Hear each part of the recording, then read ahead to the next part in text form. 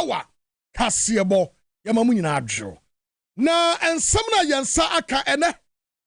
papa bi e de abobo na so so a ye de esomo ene e de ye kam say radio any TV stations dodo no no Ghana ha womu aso ensem ni mu a ye de esomo ne Volta Power 94.1 oh Global FM ho sharp 106.9 Takrade Ensroma 92.1 Ewan Kwanta Buam FM ewo Jasekan Jinyame 107.7 our Sampa Nananum 92.5 for Afugoso Western Radio 100.3 Walembele KFM of Pazangrigi FM Oboli Vinci Radio Nini TV ewo Dunkwa ono thing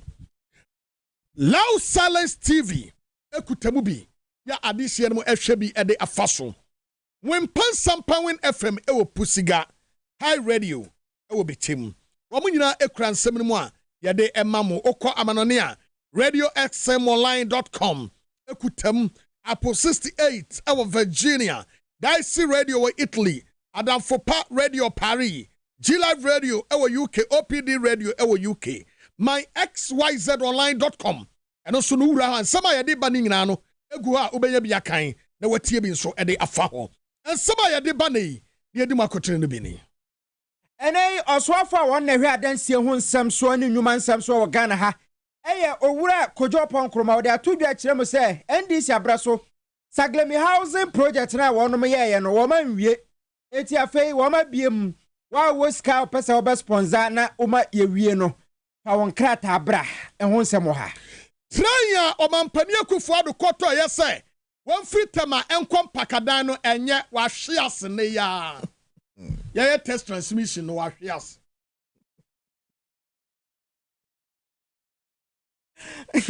ebuja fo ye beko esefufuro mu na ye kwa esefufuro mu a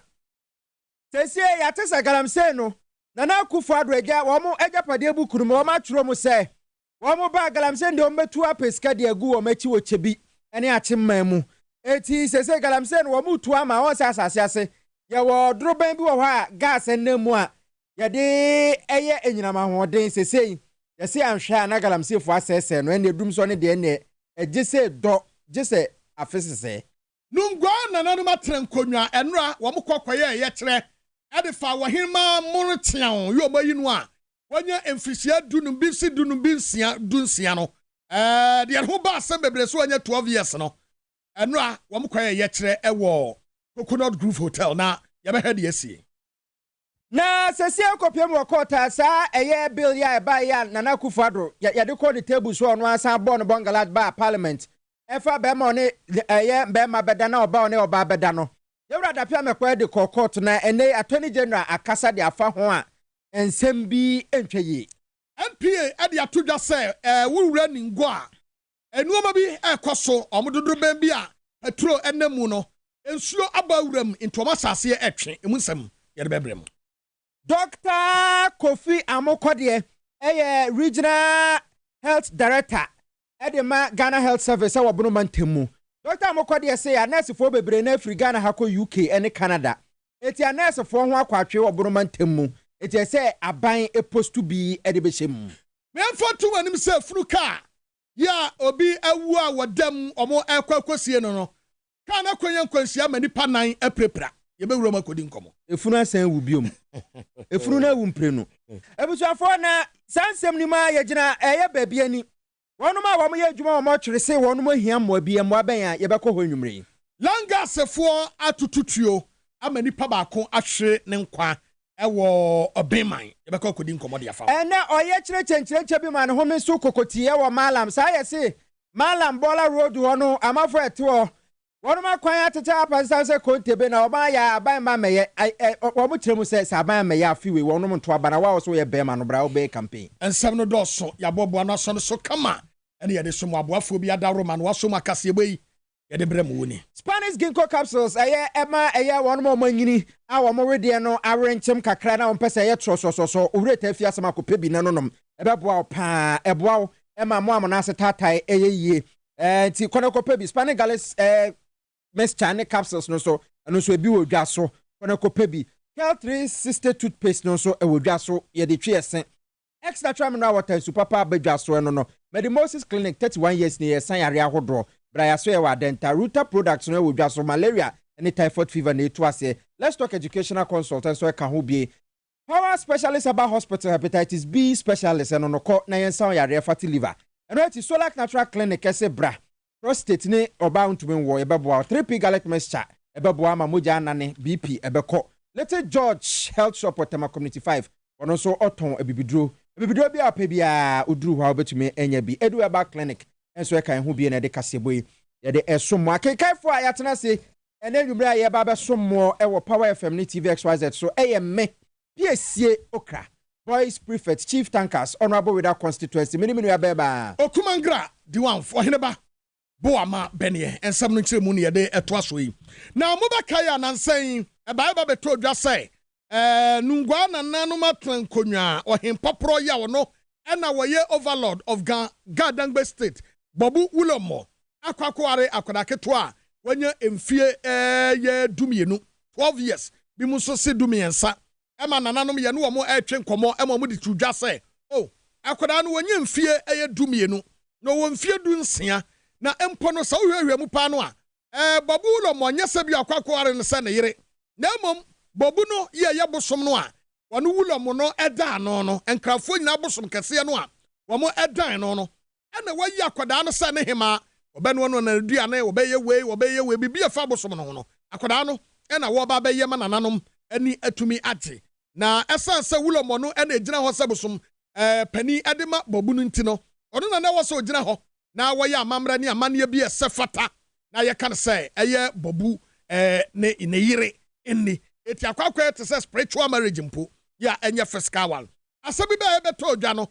gender ministry eba ebefa akwada no de ne kokosie kakra so mo ye hwemu kakra bi de afa ho na de ekoso no anya saa no a wokyena no daati bi no ye beka se Ghana ya ma ho kwan ama pani aware akwada ketoa asemi se tesa anase ntesa no akwada ibeba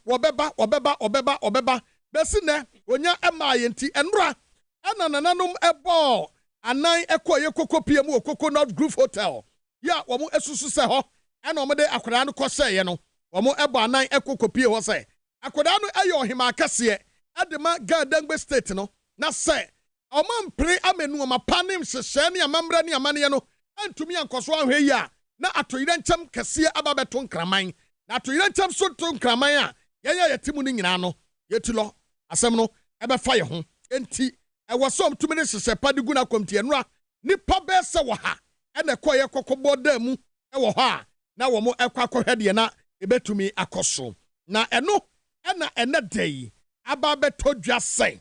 na akromo ya wono ɛyɛ Bobu ɛyere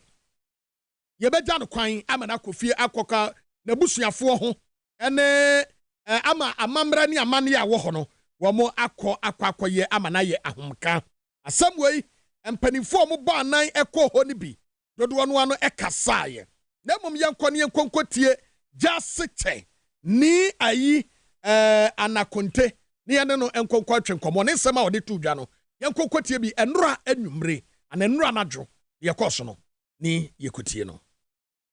We have been around since morning, come through all the various agencies responsible for this particular issue, and we were expecting that as at their pledge and their promise since Friday,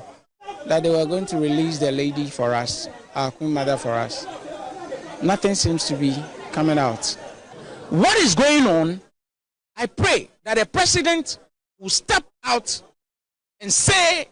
a word of authority to whoever is keeping our Queen Mother to release that person. The fetish priests and priestess are now invoking our gods. And we know the implications of when gods are invoked. Have you ever seen an egg sitting down before?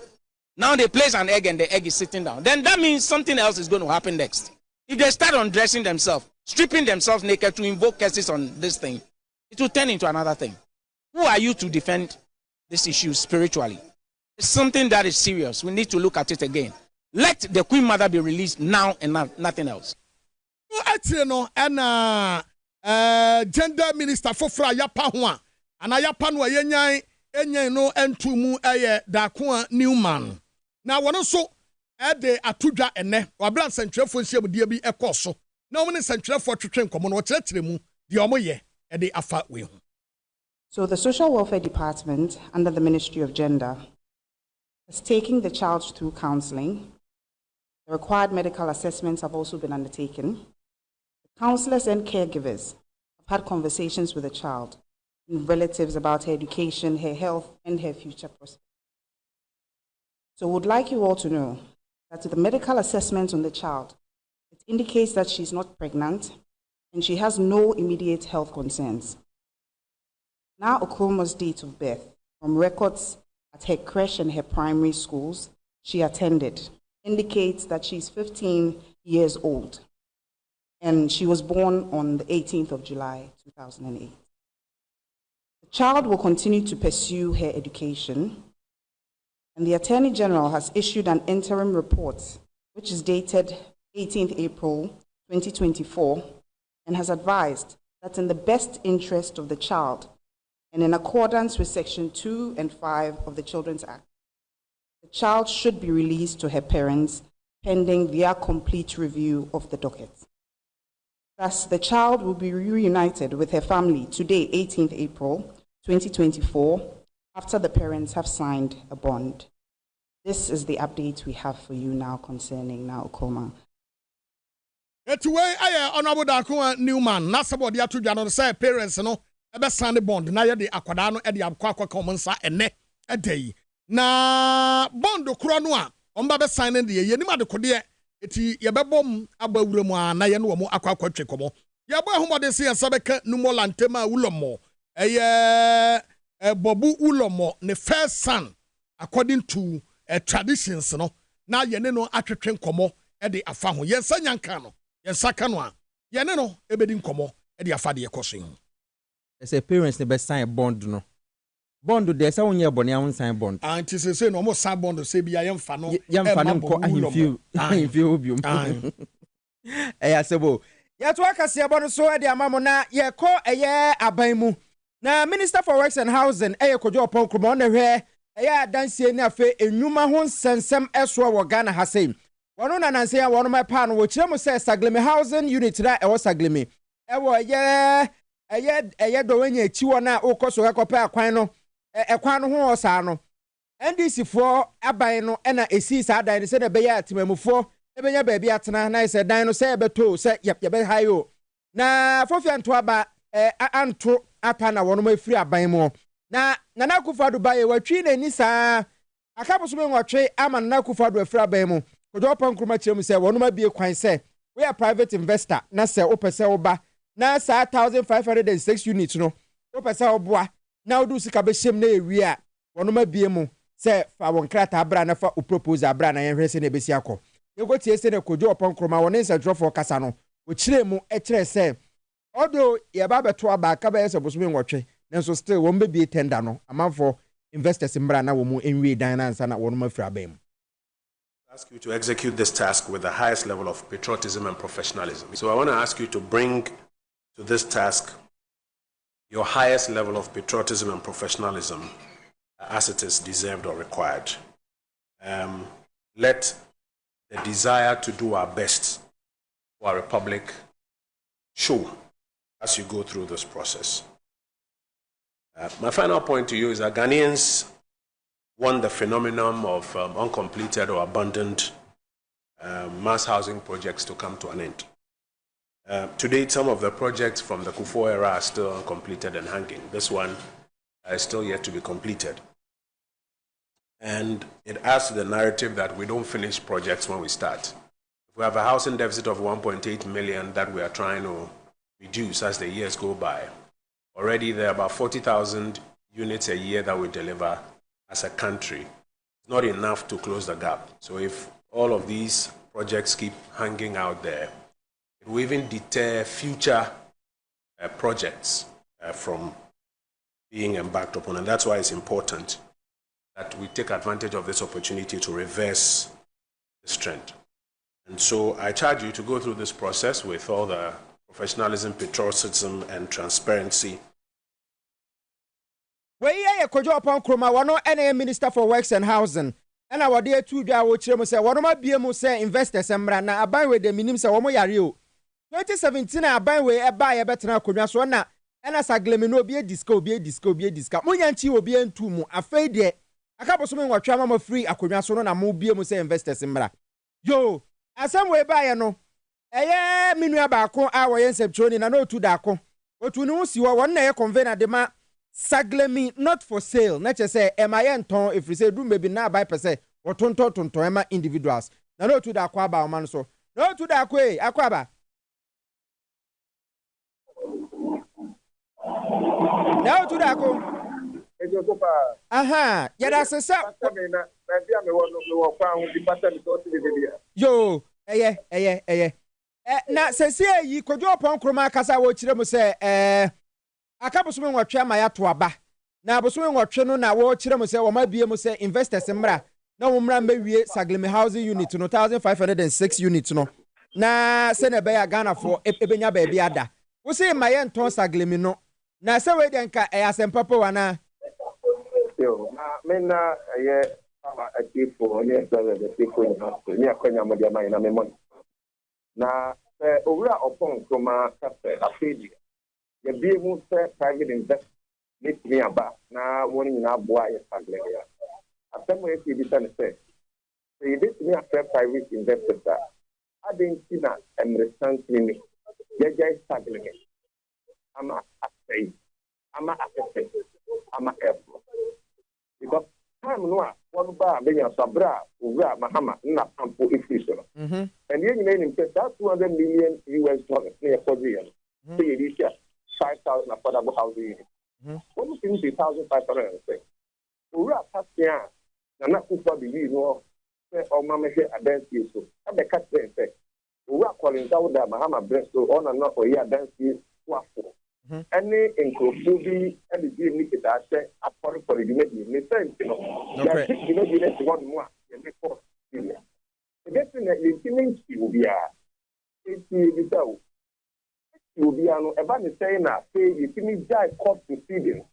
any star the na we can see you know na it's private investors are paid here among whom sika and what so it makes me understand say not that and you never be any water, not the Colombian computer, not the say, a agent money, only after a Jumasia, or being swashed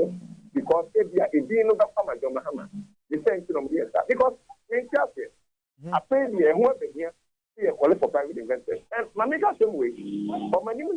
here is I brought me your imagine on best to quality affordable housing. We can't say. Me that premium owura senso boatia na maybe a chem ono ye oswa for here then so afremi enemy crop we office am o ye na dream so be convincing say na ye mabon say san say ya na private investors me ko ye ma omo tia say how they could no mo ye no ntanyi phone say they could on nyan say ye ni san say enye NDC sika na DC stagnant okay so say they could on to enye mahama buto sika na DC stagnant enye man for no sika na DC stagnant you be and private investor be not the best at the poor there. Yes, sunset, yes, focus the level class. I don't know young friend is stagnant. I'm on just the ones that are back. I'm an Asama and over for here. The single home book among fancy dynasty. And then Guasia Common. And I said, on the cat, say, on Bromo,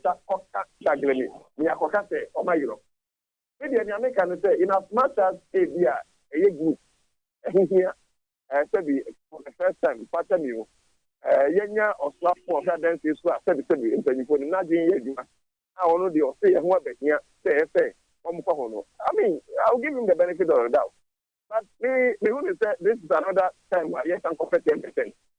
We are here, not private investors now, a pen of one, no much yet come as much time. Meanwhile, you say, oh, is it a contract? I can say, what is that? The contract with my constitura OES. So, most of affordable housing was founded on affordable. It is the last time in private company or get participants or yet more pampas. One happening now because of private things. So, maybe some. Yeah, the more not so much to see the media. How affordable? And I get so thankful. And no, your discussion, you bet to me, I have that be say how affordable no. Now, the same how kind no encourage too much because so we share then yeah share no TV so say then if a pay plenty be na baby wana air condition bebre bubobi mu ohwe dan na sa so air condition ne wires na wonoma o makọ ho nsentro tie mu say wires no yi bebre free ho air conditions yakwa kotutu e de free ho air conditions na ebobo ho o matutu dodo na e de free ho nti che se na aka sika be 100 cedis ama ya wi a say na hwe a wo bekom no na bia de 500 cedis ene beba be wi wo ni say that time ya election year yi aban no committed say wo pese wo wie project rampa anything I work up private no because when you say the entire project IMF and IMF push government project ahodo John Dramani Mahama Muti to say ekukumati ase the vice kuma over sector other projects during the market is full nina already not one person be and you stand here support all these projects no any possible so on this area means that they are calling for the private investors but when you BSF share here what them you be say causing financial loss to the state why ever be here a canwa Mestantana, and then they do one any view, any and then a problem. Never who is going to pay for all this mess of our forces? So, be example, 100 cities, and that's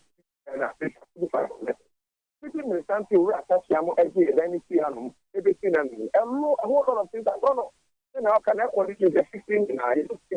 why are we doing 16 in our dinner rules on me in that? How come I mean, a lot of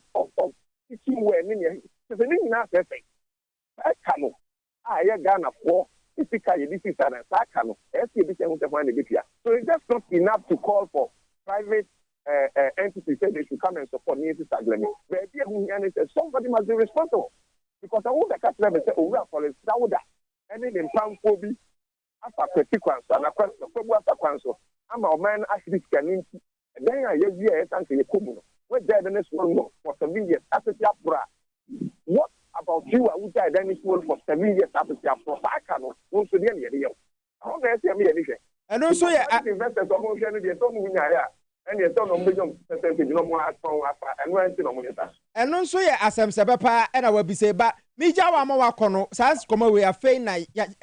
Shasia Ebo Banti, Yabesha Senior Ebisiako. Now, a year, Sao Koya would name Saglemi not for sale. A dear and a mobile was a brain more ye free investors so momra. Now we can say a dance is a 1 hour acquire to air condition anyway. See.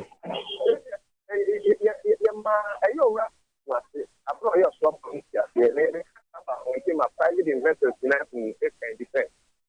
As long as Saglemi not for sale, yes,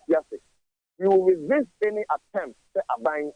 that tongue a yes Saglemi. I'm a private institution and a private entity here. I know they will make sure that open here so but you see the Unu and some son who should acquire the first worker. A baby or further private investors in them. But on terms to be saying almost a small amount. What we know is that they are almost investment. Now at the end of the day, they are partnership in the study and they are private investors, they are young you know, after I came na MI. If you are paying no, and you do at the potty, name of me, that's not free of money. Now, to be surprised to after the private one against them. I know that, yes, I blame me for Sagramino for safe for young people. But for now, already, you may jam and up Sakra. In Coty say, almost a private investors from Munia. It's a private investors in the bar. How do you ever heard the terms and the process? Same more, man, Ghana. Not for sale, over the end cast. Remember, Yada say more so they are to train commemorate Premier Robert Sabo Comobium, Ewa same way when you said Dagana for Coma Sopa. Now, no to that call a convener de Massaglemi not for sale, a dia a buying a tremuco, a boka, thank a wosia down crab, Bakuma Comako, impimnum, no to me see best a pem any a hanum no. A baby a giant profin or see will be a man from Rami in Yeno, and our canis are not. Bizarre question be your sale. Why in a bear responsible say ye job project no ho amana prono? Edrusua very woman. Some ministers be braba. So watch ya bat, and a kojo ponkroma. Nti edrusua ye be hu. Young Ramuni nin kobo na ye train ahwe ase o. Sir Mokai say Owura John Dramani Mahama Obekono. Okwaji sika ed free Indian Exim Bank. Say mfanye train kwan eketeke kwan emfri tema enkokosi akosombo. Na nanka train kwan no ebefa akosombo dam no ho. Na ewura ebuo no mu na aye tourist site kra de mama aye fefefe. Ena onyonko eye na dwese da bi yen convent mfanfa mpakadan. Inti wotia Debia obo anano krampo di okọ parliament okobo mpakado se mapakadan ache se we gwa big time na yawie train kwan no Owura John Dramani Mahama eji hu sika to won yawie na ebre adru ye wose yekokofa train ye besi so de hu se ekwan na yeyie ene ye ne yanum dwaba nansen yekokote ye ne so oh train no ye di bi ba ene ye enye John Mahama train tantantan no de ba ye no we die train papa bi ene ye de ba democracy we no ye bullet train bi ya kwa hwiu yanum ene ya the train ya ba ye test transmission ya gongran train da bi test transmission gongran train na hwiase ma engine frato kotobeku ma train pani na railway minister akasa ediafa train adwe emse we jama omoyu sunu be 30 years kra rejected because train ya mono pan na na dia ayedada say te say ka enam sampa kwa enti mu hwe dade ye gu ho ya enti train mu dade ni na we ya de ya na free ayi cycle ekọ ayi ensa wo mu kra say eyamunu che we na ekọ ya chaka yi awurade yesu na train mu na nda dia ayedada sa say why enam subo ka enam subo mpa hwe dade ye da we dey say pentimamento dade da ho dade di be 70 years dade nana do dan kwakufo do so be kunyan yo chobo tia nyankrofo yi won se nyame expose mo train na hwe ase yi yo yakoko tie railway minister wakasa e dia fa train ya hwe ase no ho owura yakwe yeah, I thought whether about 12:15 the ministry in collaboration with our Polish engineers with the Ghana Railway Development Authority and the company conducted a test run, and from kilometer 0 which is at the workshop Tema towards kilometer 98 at Mpakadan. On approaching kilometer 76, a Kia truck passed right across the rail line, stationary. And, it was in a curve. So as the train approached, the driver tried to apply the static brake to enable the train stop. And because it was very close to the Kia truck, unable to stop and therefore ran straight into it. The engineers are currently working on it. The train has been brought back to the workshop. The Kia driver himself has reported himself to the station.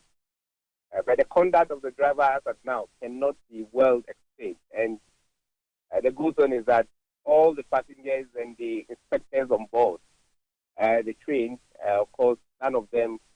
got injured. And we are currently in the process of assessing the damage to the train.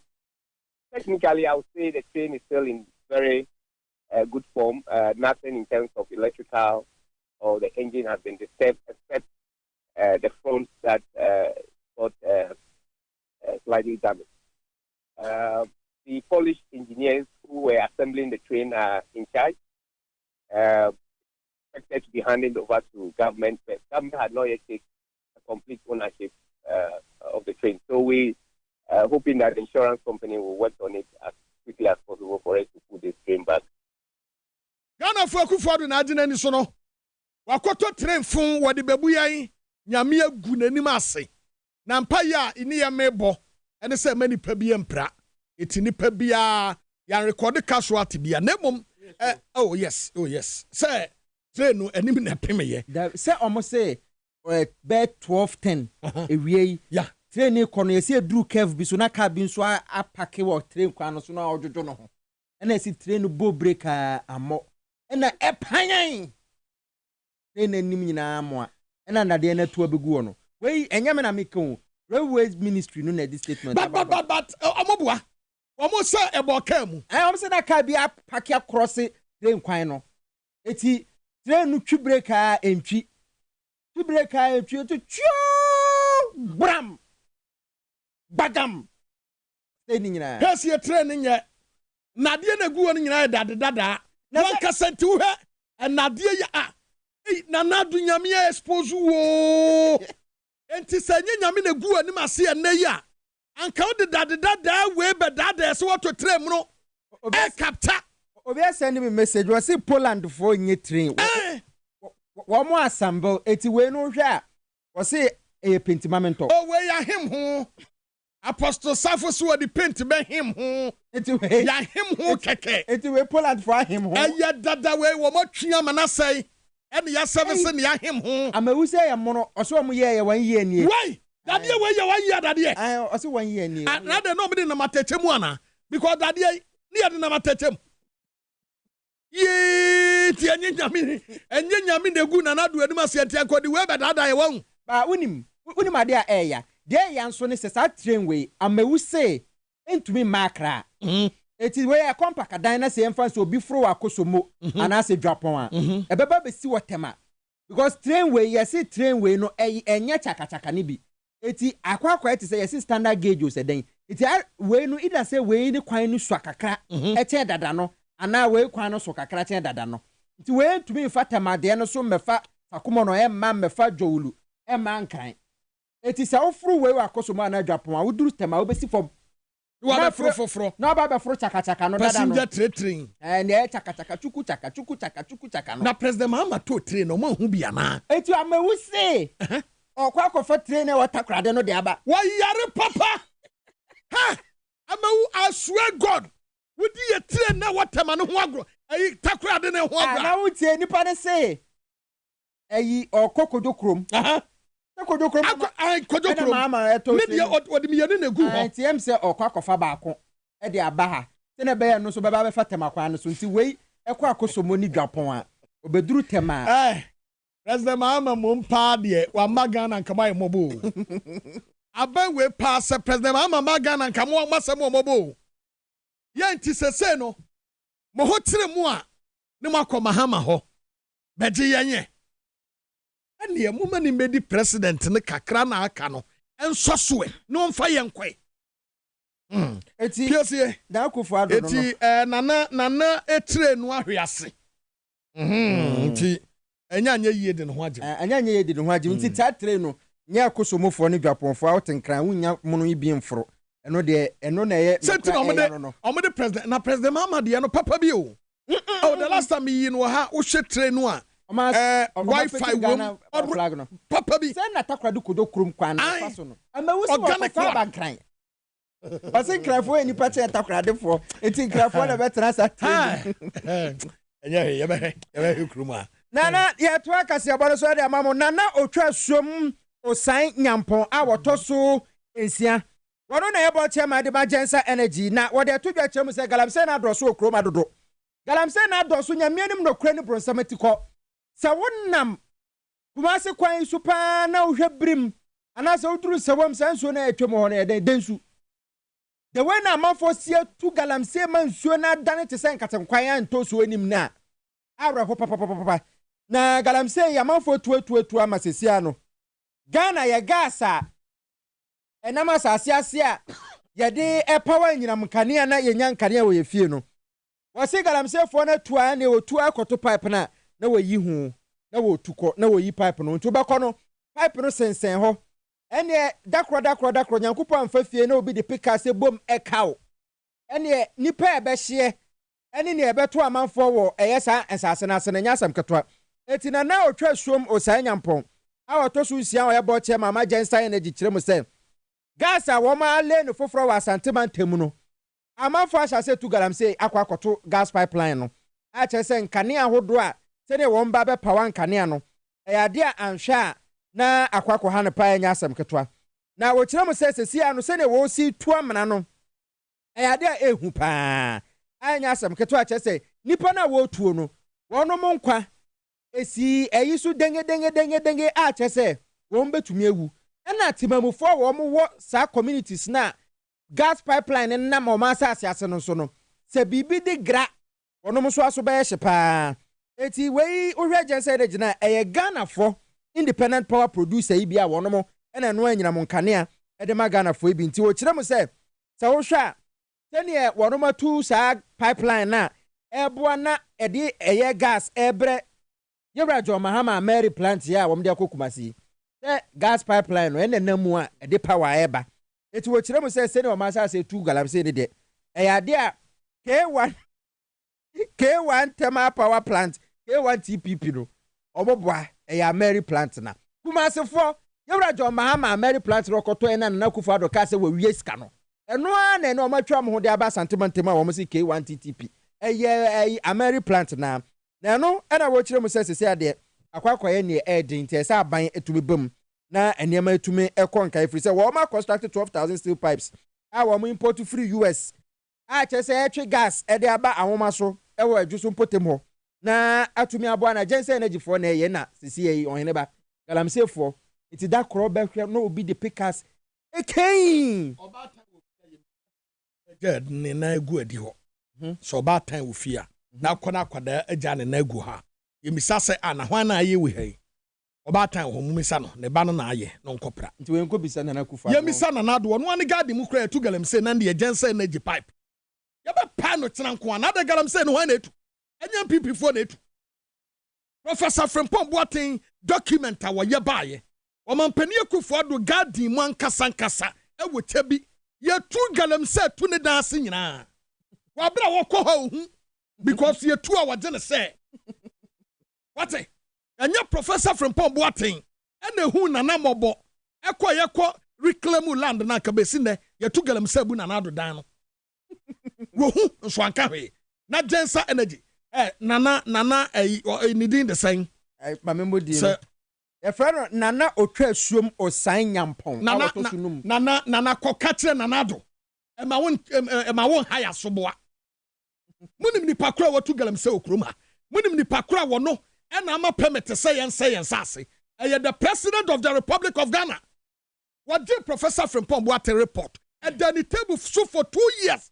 and sana obili key document na ne ba bonten sesi ya ohene ba ye ka sesi okopie mo pristia yesi kuro bi di dwaben aye be bogo so yo kuro no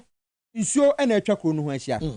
na sesi atimamufo ne se babara otije si a wono na ebo che de ma minerals den commission se den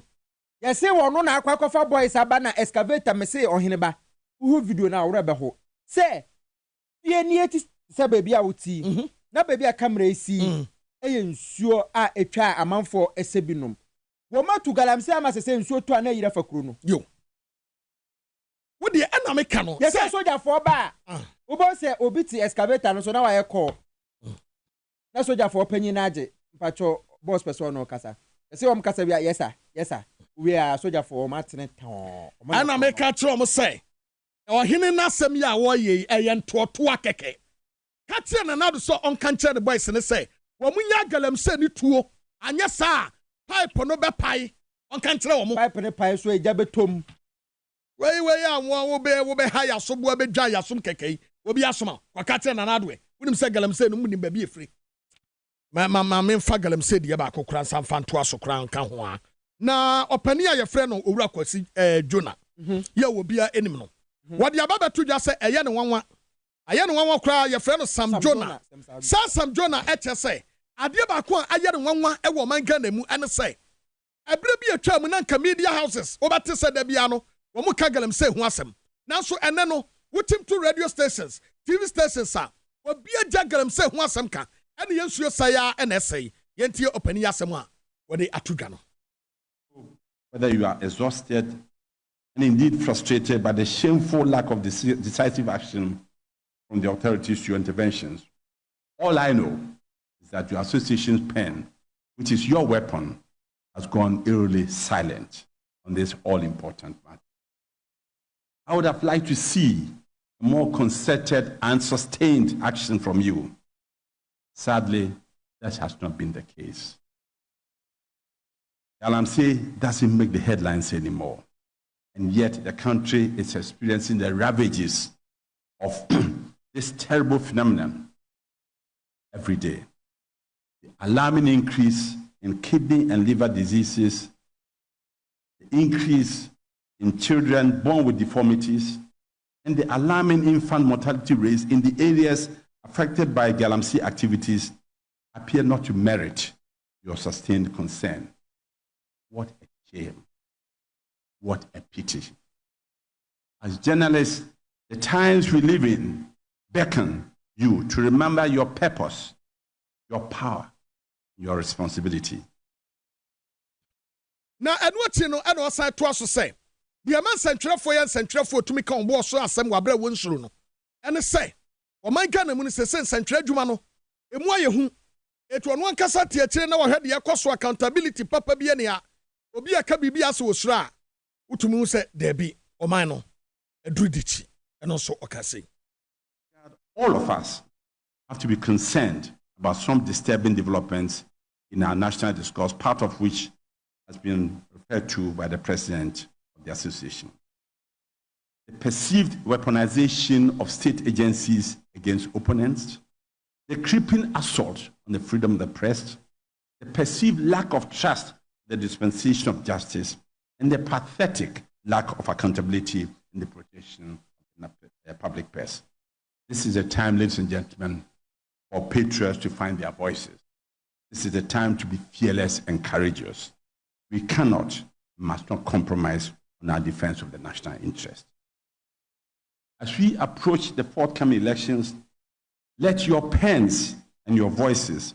forge a narrative of peace, fairness, and democracy. The sad saga of Saul, the killing of innocent voters at Techiman, and the unprecedented electoral violence at Ayawaso remain a scar on our collective conscience. We must all resolve that these unfortunate chapters in our more recent history will never be repeated. You should endeavor to be the bridge over troubled waters. I am some says some Jonah, what they atuja were chancellor Edma UCC, Papa, Wadaroma, a Tom Rebi Amuye way animal higher qua. As some way ya woke, wouldn't ni pakra, Ayawasu West will gone. Or to you know, your friend a kufuado, one a bawumia, Bomudin, Obia would deal with Krum and Timoya. Also, wa woka cra say, Yama ye pen kasa Emma Yensruno, Usro. One to me a modin. Waka ayo 30 South election. Wouldn't ni pakura were 2 trio kromha. Your friend a kufuado, one a bawumia, Bomudin, name and shame. Usro. Wahoo. Adiamu ye nyina mo de central for kwa na metena ha ya me bodin na me mbom makwa kwaji nimo na me ho aye hi na wo de ya wo ye no wakata so ena central for ne yemodin wa bra dim kro no awunim na ohene asem we ba ye ya ka ho asem wo radio ni TV so saa aya waso wesu go de bi ye nka wasem ya ka nkotwa abrante nan ya kotwa Galamsey ho asem ye na ye te ye ka ye bodin se babra oti je ne boy se wo prisi akokọ no mu tui ene onye MPP ni antu Galamsey ya tena de bia gumbe unka Galamsey ya ka ye papa ye ka e de o omo nka no omo ho munim omo mo to Wadaroma mo so mo ye ya momodin ni bi omo aso na o GJ for a list so omo kra GJ for ID card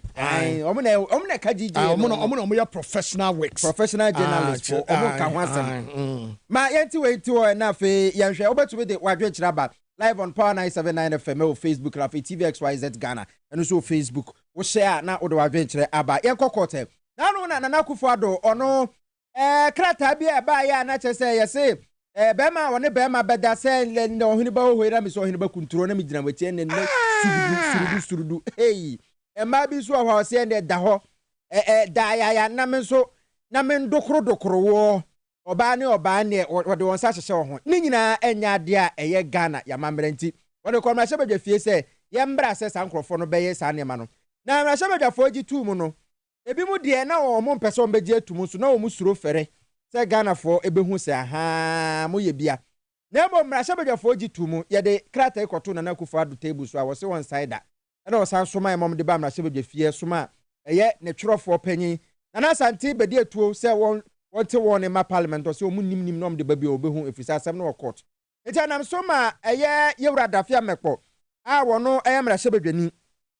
ɛwɔ Saudai ɛde asɛm no kɔpie mu wɔ court na wɔno mo frɛ asɛm no ɛnɛ ne nyinaa ne sɛnka yɛmma speaker court nhyɛ speaker no nsa mfa krataa no nkɔma Nana Akufo-Addo na ɛnɛ wɔkɔɔyɛ no na sɛ aban lawyer panyin George Tete Saki principal state attorney wɔn nso ma file affidavit on opposition no eti kyɛ sɛ asɛm no sɛ ne na atari gye na ne gyina bia no gyina no wasan sesa na kyɛ sɛ na ɛyɛ obi anwanwa eti asɛm no wɔn ma tu ahyɛ da kyɛ sɛ Nyankopɔn boa wɔde bɛkɔ akɔhyɛ ɛyɛ da foforo na sɛnea nsɛm no esitie no wɔtu ahyɛ da yi na kyɛ sɛ akɔyɛ bibia wɔ hɔ na sɛ Nana Akufo-Addo wɔ sɛ wɔn nsan adeɛ no na no na lawyer edema yewura dafia mekɔ okopie mu court ni Kpakpo Samuado oni nsɛm twerɛfoɔ yɛ kasa yɛ de fa sansɛm na esi wɔ court no. And we were to go by the normal court process, we would actually not be in line to be heard by now. But as the court has been very gracious, because of the application for expedited hearing, as you can see, all of us are trying to file our processes on time.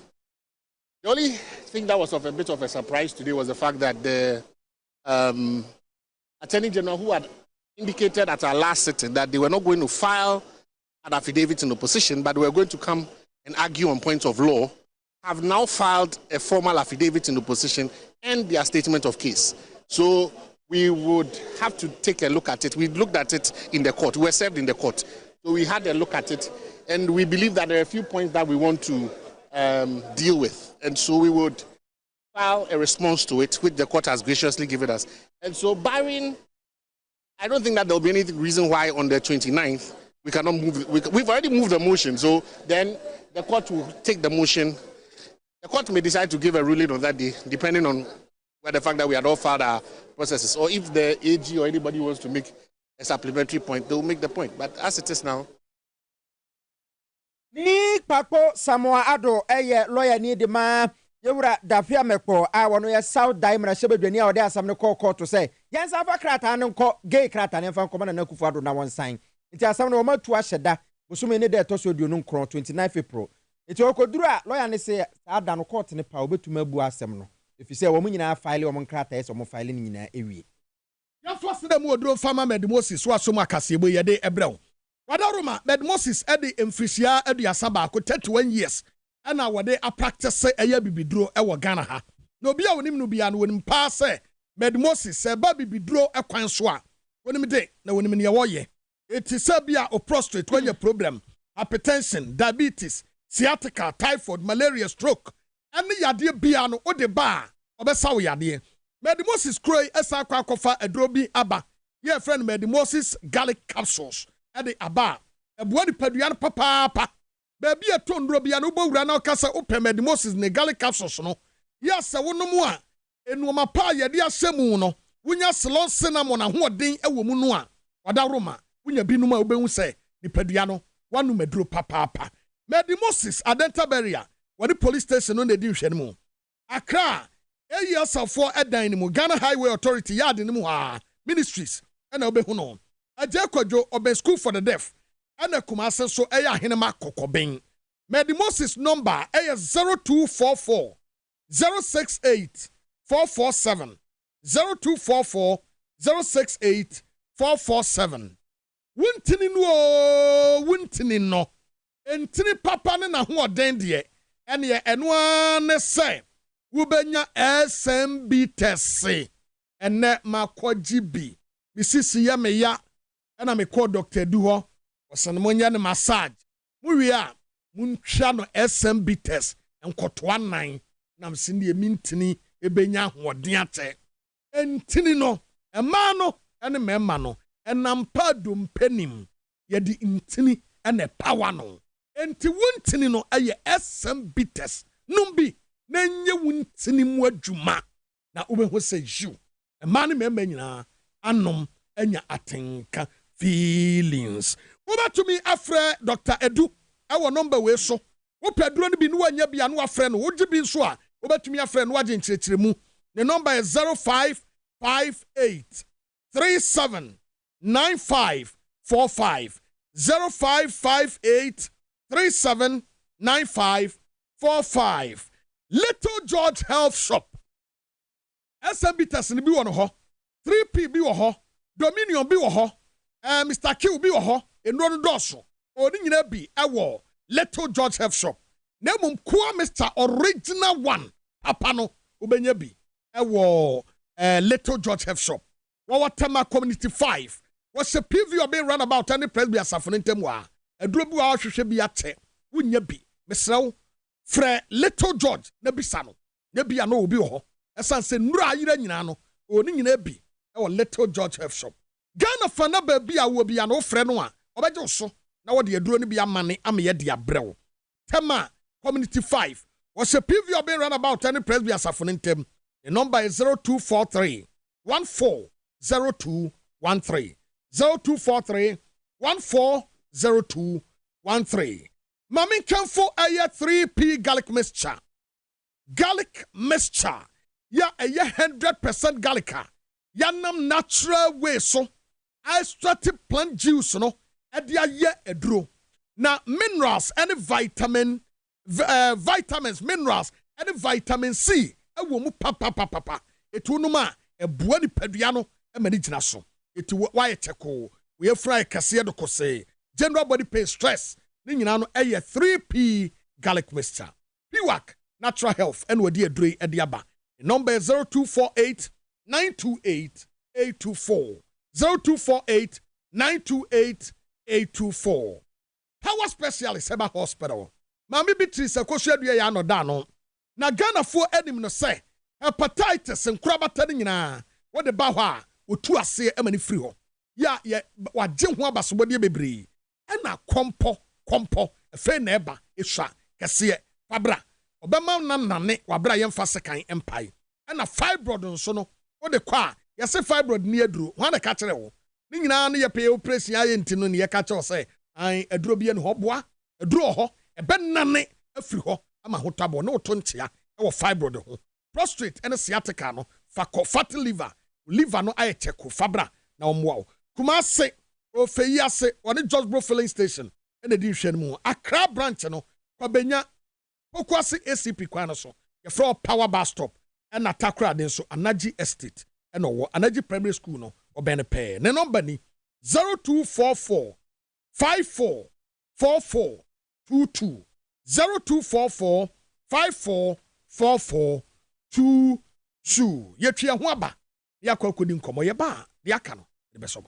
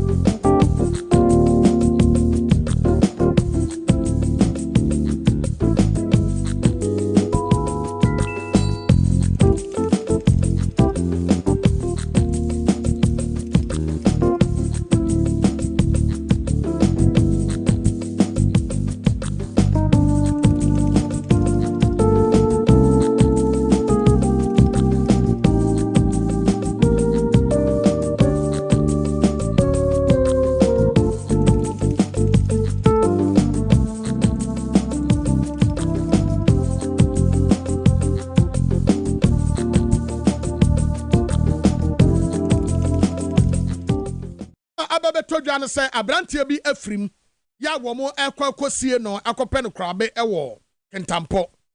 na efunu last respect car yo mo de no atum no tenten bi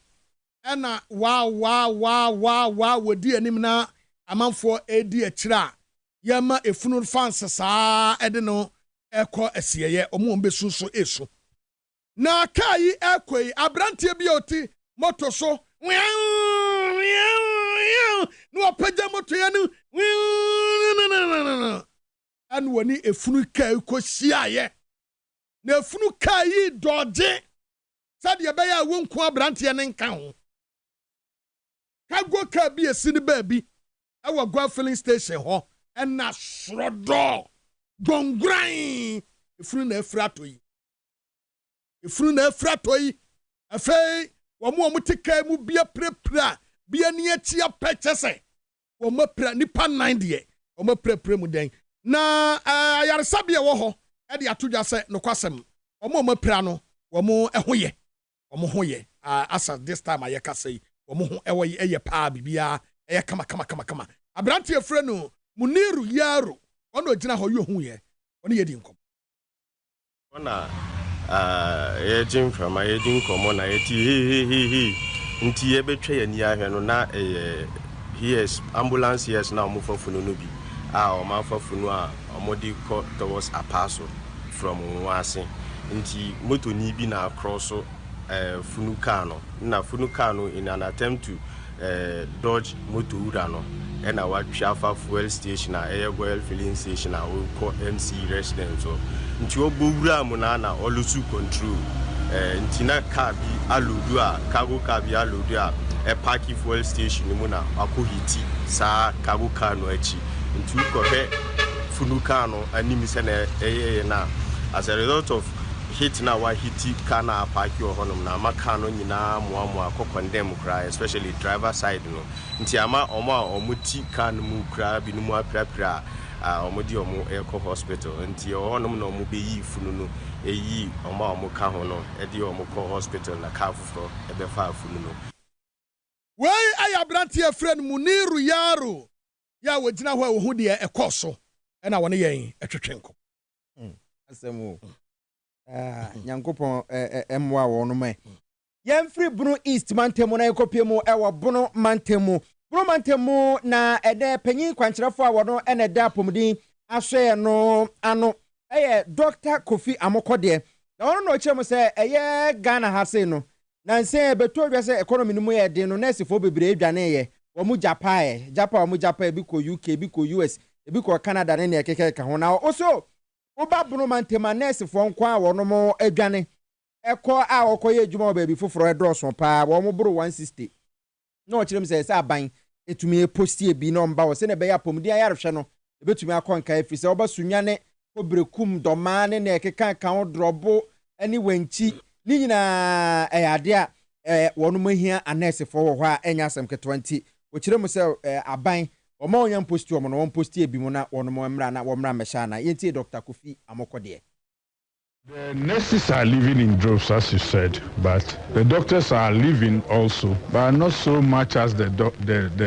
nurses. As we talk now, for just 2023, we lost 163 nurses to greener pastures. They just left to greener pastures, to access greener pastures. That does not count what we lost in 2022, and from January to now, what we've lost is just the 2023 figure I'm talking about. And we know also that there are 3-4 sets of nurses in the homes not having been employed yet. And therefore, when we get them on board, then the service will not be affected at all. So we urge the government to quickly employ nurses who have finished their education, who have finished their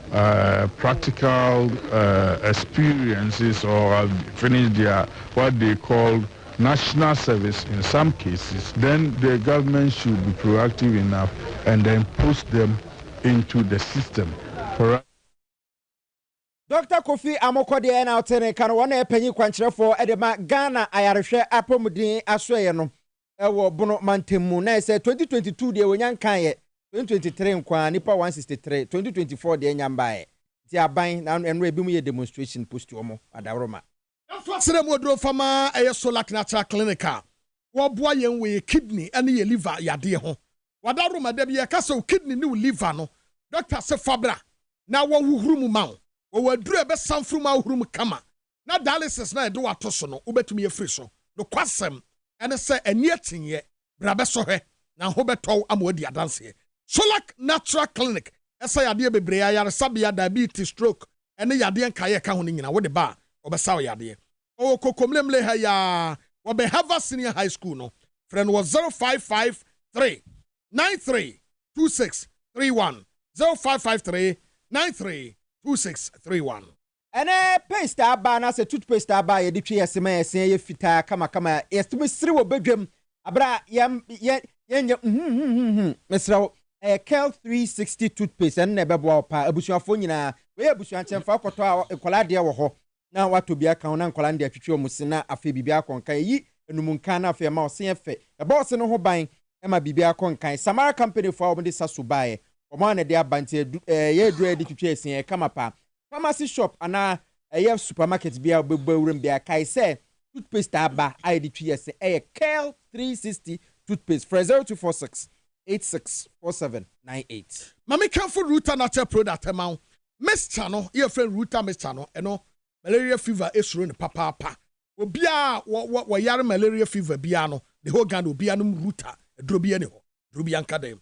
ene wo Ruta Titanic eno typhoid fever edro pa eno no you obia wanu bibia nim se Titanic de typhoid suro ne papa ene ya kese ne nasefo no eno Ruta da roma ene ya slim ayisisi kama fefe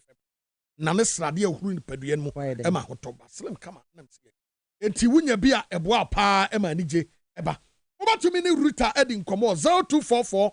503443 0244 503443 afu twabo yo ye karo kreche wa wompe wada montra oni Akufo-Addo dia yemu moto oda so ebo Akufo-Addo abaso VSHS na wa ne troka no me hwe ni pakrobati friend se pomen so wan what is say wono na ono ya bo ne pa ndi adabia bibi jiji omo ja omo na news no so obi answer se bra behwe za wo hwe na se nka wasam ma ye Ghana for mouthpiece o ye kan asem kire Ghana for eti Emmanuel eni message na Akufo-Addo you grateful Mary plant no nka nipa okotoba ye nka bonaba so na Akufo-Addo ade ochiri mahama na ochiri no ono na chiwade pa na mahama edi mahama na mado tia no ofe but ye be ye o unim sa oh yes ye be ye because nipa to me nchiri yonku nipa sa oh na say owura John Mahama tenen nsa e wo ne na du anim a wotia no watia no yes okay nti e be ye ni bi no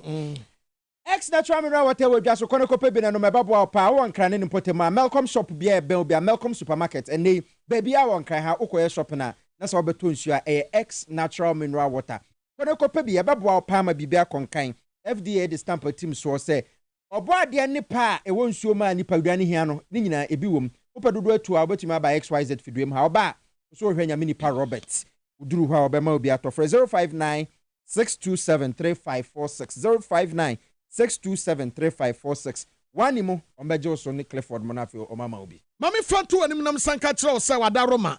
akwawa akwada wanya 6 months to 6 years let's talk educational consult ani ba bia wo se wode ne ko wo mo tesi nungwa ha ya mo tesi tema mo mia fa akwada ne bra Saturday classes ne kura no ye kama se akwada ne bra mo mesua bi na wo mo kire aside curriculum Ghana de no wo mo di abrochire de e de kire akwada no mo wi a omo entrepreneurship, public speaking, technology, any art at the kahun, a buan quadano, omo da chinti. Iti formu bra, omo tesi Nungwa Estate, Mango Street, or Belezokuku Municipal Assembly no. Number near 0249 069 821 0249 069 821.